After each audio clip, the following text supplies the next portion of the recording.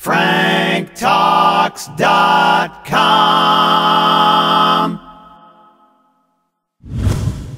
As adults, it is very important for most of us to have some sort of companionship, whether that means a long-term partner or other arrangements that are right for us. No matter who you are, it is always interesting when you put yourself out there to meet new people and potentially find yourself a mate. To help us get a good idea of what to be on the lookout for as we venture into this territory is relationship coach Frank Kermit. Frank, thanks again for joining us on the Kelly Alexander Show. Hi, Kelly. Great to be here once again. Frank, it is, usually a bit of a challenge, I think, for someone to get out there and meet new people unless you happen to be a social butterfly. I think, most of us go into it with a positive vibe, but I think it's important to be on the lookout for red flags. Can you actually explain what that means? Okay, a red flag is a symbol, a sign, or a signal that you get and that you interpret when you're getting to know someone. It's an indicator that you should not get romantically involved with that person. Now, there's different kinds of red flags. There's the universal kind of red flag, and then there's the personal kind of red flag. The universal kind of red flag, these are general red flags that are just bad signs in general. It has nothing to do with you. And then you have personal red flags. Everybody has rules. Everybody has personal boundaries and deal breakers. When you're dating someone who values something that is completely against the things that you value or want in your life, that's a personal red flag. It can't be ignored. What happens when someone, I guess, actually lies to you? Because I think that is probably, a red flag that everyone is on the lookout for. 100%, and the fact is, you're not responsible when someone lies to you. You can't accept blame because somebody lied to you and it cost you. What you do have to take responsibility for is to look at the other red flags around that person. People who give off red flags, that's a repeating behavior pattern. So look at situations where the person happens to be lying in other areas of their life. If you catch them in the fact, or if they boast about how they lie in other areas of their life, you have to have an inkling that they're going to lie to you at some point. The favorite story I have for this is the story of a client who came to me and said that her boyfriend was two-timing her. He was cheating on her, he had other women, and so on. And that's horrible. He lied to her. And as I got to know her, I realized that her boyfriend was a priest. Wow. So the question I had is, well, did you know he was a priest? Oh, yeah, he was there. He was counseling me after my last divorce. And I said, doesn't the inkling that he's willing to cheat on his God maybe give you a sign that eventually he'd probably cheat on you? And this is the type of thing we're talking about. Yes, I'm using an extreme example, but it's the extreme examples that people still miss out on because they get caught up in how they feel about the other person and not recognizing that those blatant red flags will eventually be a repeating behavior pattern that's going to happen to them. Frank, I don't think, you want to become a suspicious person per se, but, as you are getting to know this new person, should you be, I guess, vigilant of random comments or behavior that doesn't quite sit well with you? Because it's one thing, I suppose, if they're mentioning and they're boasting that they're lying or whatever, but do you really sort of need to be vigilant to almost like throw away comments that might be somewhat telling? Look, it's about striking a balance. And no, we shouldn't be overly suspicious every time we meet people because that gets in the way of getting to know people as well. However, let's go back to personal boundaries.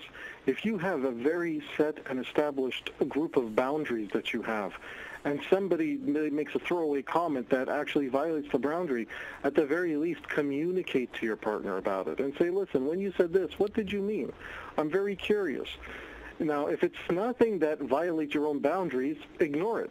But if it's something that could potentially violate your boundary, you need to discuss it, whether or not you're trying to figure out if they're lying about anything. Frank, I'm assuming that maybe some of the red flags that would come up, would be stuff to do with politics and religion. Is that correct? Well, it depends.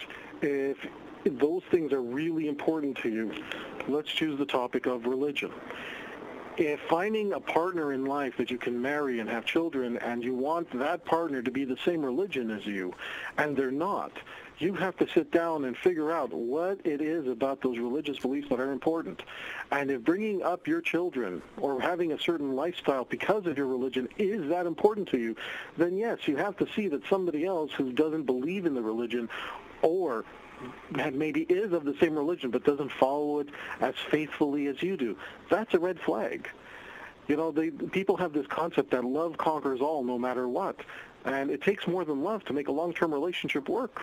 And is it possible, for a red flag to be too extreme, meaning like you yourself are asking too much of this potential new person? Oh, 100%. Look, when someone has identified all these red flags in every person they've dated so that systematically they've eliminated any possibility that they could be in a relationship, that's not a red flag on everybody else that they've met. That's a red flag on them. Usually, in my practice, what I see is when someone has incredibly high standards but very low social skills, in between those two is a fear of intimacy. It's easier to say that, well, I can't meet anybody good enough because my standards are so high. Well, if your standards are so high, then your social skill level, your ability to meet new people and explore potential relationships with new people has to be just as high as your standards. If they're not, that tends to be a sign that the person is trying to stay out of relationships, whether they have a fear of sex or whether they have a fear of emotional intimacy. There is something there going on, and it manifests itself into standards being higher than their social skill level. Frank, could a red flag be the fact that maybe this other person has, children with another person? It can, if you interpret that the other person having children is going to interfere with a particular lifestyle you might want to set up. So let's look at an example. Let's say you're looking for a partner to live a very specific future lifestyle with. Maybe you want to have kids of your own, and the partner that you're meeting who already has kids says, oh no, I've got my kids now, I'm done. That's a red flag. Some people stay in that situation hoping that their partner is going to change their mind. Maybe, okay, you might not want to have kids. Maybe we can adopt kids. We can talk about it. Look, you take a person as is or you don't take them at all. So having kids unto itself is not a red flag unless, again, it goes against your personal boundaries. If it's against the lifestyle that you want to set up with your partner, then yes, see it as a red flag and understand that the chances of your partner changing their mind over time is more than likely not going to happen.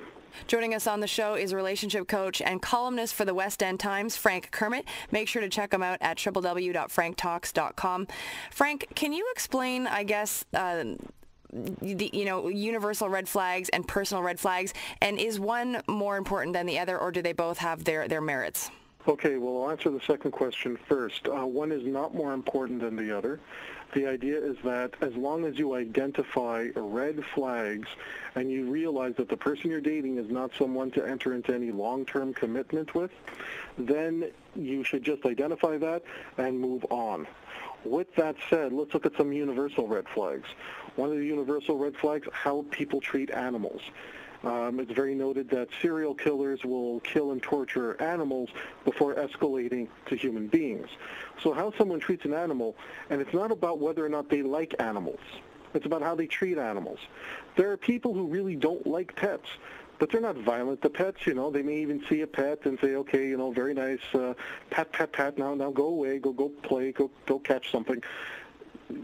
How a person treats an animal is an indication of how they're going to treat another human being when that human being is vulnerable. Another major universal red flag, a person needs to get drunk or stoned before they can have any acts of intimacy. This has nothing to do with the partner they're with. And the reason it's a universal red flag is that as they continue to get more intimate or more serious with their partner, chances are the drug use or the alcoholism is going to continue to escalate because they're drinking or they're doing drugs in order to be able to function and have intimacy. So that's a universal red flag. It's something that's going to progressively get worse. With personal boundaries, personal red flags, a person has to know themselves. They have to know what it is they want, who they are, what they will and will not tolerate. And when their personal boundaries are violated, they have to be strong enough to say, as much as I may be attracted to you, as much as I really like you, as much as I love the chemistry between us, this can't work long term. I'm going to stay here. I'm going to end up walking on eggshells. I'm going to end up emotionally damaged if we continue in this relationship. That's when you have to move on. Okay.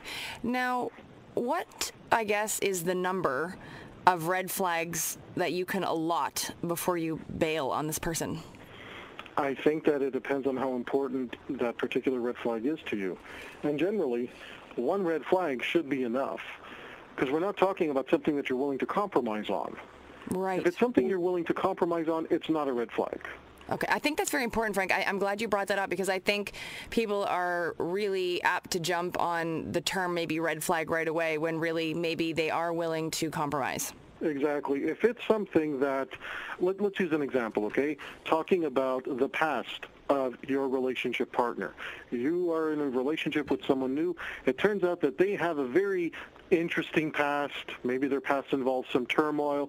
Maybe they've had a lot of sexual partners and you don't feel comfortable with that. Whatever that is. If you're willing to compromise, if you're willing to say, well, I'm not crazy about it, but I'm willing to tolerate it, or I'm not crazy about it, let me see what we can work out, and maybe it's not going to matter to me as much, well, that's not a red flag. That's because at that point you've never actually dealt with that situation, and you're willing to reach some level of compromise. A red flag is a red flag because there is no room for compromise. It's an absolute. So if you have a very, very particular view of whether or not you want to get involved with someone that has a certain type of past, that's what will make it a red flag. If you're willing to compromise, if you're willing to say, well, maybe we can still work it out, let's try, I don't know how I'm going to feel, but I'm open to it, at that point that's not a red flag. It might not be something you're comfortable with, maybe it's something that you've never experienced before, but if you're open-minded about it, it's not a red flag. Frank, can you, I guess, maybe put it into like a phrase for us for like a person, like if you are, maybe experiencing issues where you're not quite sure if it's a red flag or not, what would you tell a person to keep in their head for them to answer yes or no, this is a red flag? It would be an absolute. So I'm trying to figure out here what's the best way to describe this. So basically, like it's something like you said kind of for where this person has to say, I will not compromise on the fact that this person does this. And that's an absolute, I guess, right? Exactly. And if you reach that point, that's got to be the red flag. Okay. So let's use a concrete example here. Let's say we're dealing with a couple, a heterosexual couple, but someone in that couple has experimented with somebody else of the same gender. Maybe they've even had relationships with somebody of the same gender throughout their dating life. And the person who hasn't experienced this, for that person, they don't know whether or not it's a red flag.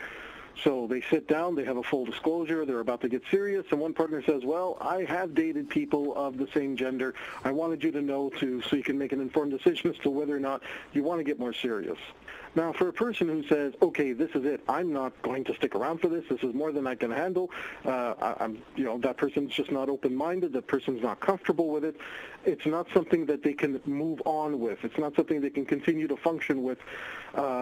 They don't even want to try to be open-minded and see if there is something they can work on if they do feel comfortable with it. When somebody feels that way about it, it's a red flag.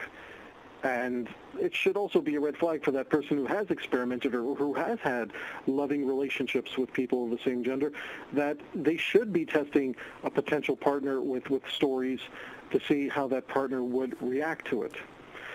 If the person says, however, I don't really understand it, I'm kind of confused, why are you with me if you've experienced this, but I'm open to talking about it, hey, let's see, maybe we can work this out. At that point, it's not a red flag, because the person is really open to saying, even if he or she doesn't know how to react, doesn't know how to handle that situation, if they're willing to sit down and say, okay, look, I don't know what's going to happen here, I don't know how I'm going to feel about this, but I'm willing to explore it, then it's not a red flag. It's part of life. Joining us on the show, our relationship coach and columnist for the West End Times, Frank Kermit. Make sure to check him out on his website, www.franktalks.com. Frank, I guess I wanted to ask this because I think some people, again, get carried away with maybe the red flag situation. So, for example, if person A, doesn't work out because they have a lot of red flags, how do you keep yourself from being oversensitive to it, with the next person you meet? Like, you don't want to turn into a red flag crazy person, always looking for the worst in people. Well, if you're always looking for the worst in people, what I generally try to tell my clientele is that actually comes from not being able to trust your own judge of character. If everybody you've ever been with has broken your trust, The issue isn't the entire world. The issue is you haven't yet learned how to let somebody earn what level of trust you put into them. So you have to be careful that you don't assume that you're right and everybody else must be wrong. If it continues to happen to you over and over, or if you dated somebody and it went sour, look, it's going to happen. You're going to get involved with people and it's not going to work out, and hopefully you can learn something from every relationship. And it's normal to feel scared after you've been burned. In fact, if you're not a little bit scared, then okay, now we got to start worrying. It's okay to be nervous. It's okay to be scared. When you start dating again, the best thing you can do is figure out how you can test for that red flag. And there's a lot of ways you can do that. You can ask just a blunt question without revealing what your own opinion is of it. So let's use that example again of the couple who were dealing with the issue that one of the partners had a same-sex relationship in the past. How do you test for that? How do you test to see if you've had the same-sex partner in the past? How do you test a potential partner for it? You can just ask a very blunt question. You know, how would you feel if somebody that you cared about turned out that, you know, they've had a, you can label it a bisexual experience in the past, or did some exploring, or however way you want to word it. Gauge their reaction. Ask them a question like, well, what do you think about gay marriage? See what kind of reaction they have. But don't go in and saying, well, I think it's okay, and what do you think about it? Because there's a chance that person might lie just to appease you in the moment. Find out exactly what their opinion is, because if you can gauge the reaction to these types of questions, it'll give you a better insight as to how they would handle your particular truth. Frank, I want your opinion on this. Earlier in our conversation, you mentioned that, one red flag should be enough to end, whatever is going on, because that is your absolute. So if you have one red flag, you shouldn't need, 3 or 4 or 2 or 9. You have the one, and that's big enough for you to call it off. My question, I guess, in that is, I'm assuming there's a lot of people that for whatever reason, even though, let's say, this glaring red flag does come up and it really is a red flag and it's not, something that could be worked on, this is a red flag. I'm wondering if a lot of people, because of, reasons of not wanting to be alone, or they're going to be lonely, or they're not sure they're going to find someone else, do a lot of people gloss over a valid red flag and then pay for it later? Oh, yes, and if less people did it, I probably would not have a practice. So that's just to give you an idea of how many people do that. As one of my mentors once said, it's cold out there. It's right. Cold out there. People don't want to be alone. And sometimes being with somebody, even though you know that it's not going to work out and they're not the right person, is just easier than being alone and having to start all over again looking for someone else. It's understandable that people would be willing to stay in a bad situation. The problem is that the longer you stay in such a bad situation, the harder it is to get away, and you're still going to have to start over. You're still going to get your heart broken, because the whole point of a red flag is it's an absolute. And Frank, I'm wondering, just in that, is that something that happens to a lot of younger people, that they gloss over the red flag, or is it even people that are older? Like, I'm just wondering if there's like an age range or a scenario or a category where this happens the most. I got to tell you that I see it in all ages. It's not age specific, at least not in my practice. People who are afraid to be alone are more than likely to end up in relationships that are emotionally unhealthy and sometimes physically unhealthy. If someone really fears being alone, and whether or not they believe that they can meet somebody new, it's a hassle to have to deal with that loneliness. Some people are just so tired of being alone. Some of my clients will say things like they have panic attacks at night because there's nobody else sharing their bed. It's really an unhappy existence. And sometimes when you're in a bad relationship, some people will opt for the bad relationship as opposed to having no relationship, because the loneliness hurts them more than the actual bad relationship that they're in. That doesn't make it right. It doesn't make it okay. It does make it understandable. Okay. And Frank, what is the biggest red flag that no one sees, I guess? Biggest red flag no one sees? I guess I would have to say that you'd have to look at your relationship history. And whatever the common element in that relationship history is, the majority of people you dated were liars, and the majority of people you dated were cheaters, and the majority of people so on and so on, the biggest red flag that people miss is themselves. Because they're choosing all of these partners to date. You don't choose who you're attracted to. I get that. But you do choose who you take action with. You do choose the behaviors of agreeing to go out with somebody or asking somebody out. So if every relationship you've ever had has had a problem, then you have to look at the common element of that relationship string history, and that common element is you. And you might be the red flag. What do you do if you are, Frank? Like, how do you get yourself out of that hole? Well, that's a much harder question to answer than it is, than most people think. But I'm assuming it's good that you realize, though, that it's you, though, right? Once you realize that it's you, once you accept the responsibility and ownership and say, okay, I'm the problem here, you have to look at what it is you are attracted to. You have to look at possibly the history of why you may be attracted to that. What is it about those red flag people that draws you in? And then you have to do some work on yourself to see, maybe I should not be going after people that I'm massively attracted to, and start dating people that I know intellectually are better partners for me, but I just may not be feeling it right now. Okay. And that's one of the ways to program your, what I call, attraction mechanism. All people have an attraction mechanism. It is designed to help you decide or respond to people who address your emotional needs. You got to reprogram those emotional needs so that you become attracted to the type of people that would actually give you an emotionally healthy relationship. This is different than sexual orientation where you are attracted to a certain gender. Let's be very clear here. This is not about reprogramming somebody to be attracted from same sex to opposite sex or vice versa. This is about who you are emotionally attracted to. Okay. And Frank, what would you, I guess, advise, as the big piece to carry with you when it comes to red flags?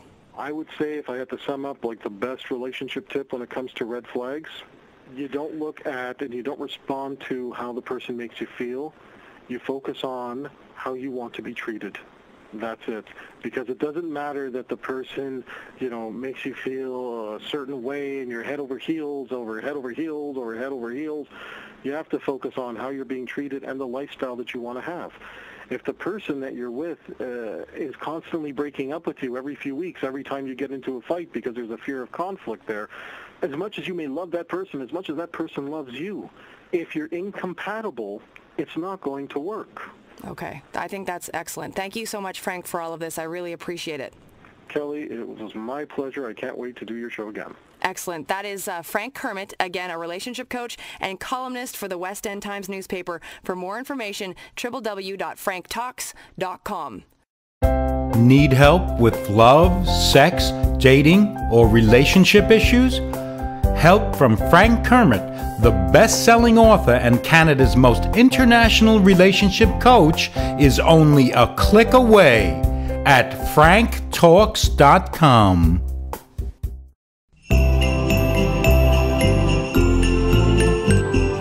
franktalks.com, franktalks.com, franktalks.com, franktalks.com, franktalks.com, franktalks.com, franktalks.com, franktalks.com. Oh, Frank Talks, Frank Talks, franktalks.com. Oh, Frank Talks, franktalks.com. Frank Talks, franktalks.com. Oh, Frank Talks, franktalks.com. Oh, Frank Talks, franktalks.com. Oh, Frank Talks, franktalks.com. Frank Talks, franktalks.com. Oh, Frank Talks, franktalks.com.